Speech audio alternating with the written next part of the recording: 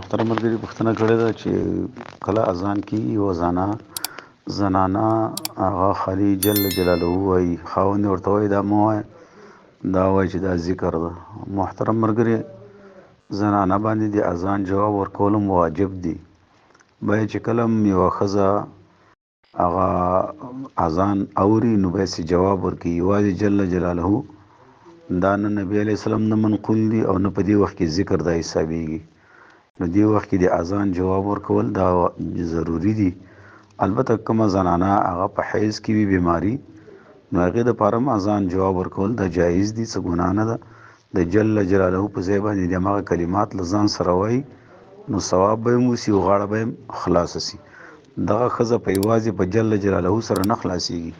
فتاوی هندیه اول جلد صفحه 38 کې لیکي ويجوز للجنوب والحائز الدعوات وجواب الاذان ونحو ذلك قضا فی السراجیه. نو جواب د اذان ورکی او په دې وخت کې د اذکار نه وایي. جل جلاله دا دې وخت کې ذکر نه حسابېږي. دې وخت کې د خامخا جواب ورکی اذان ته چې غاړه خلاصه سي. ملګرو په دې هیله چې ټول به روغ او جوړ اوسئ.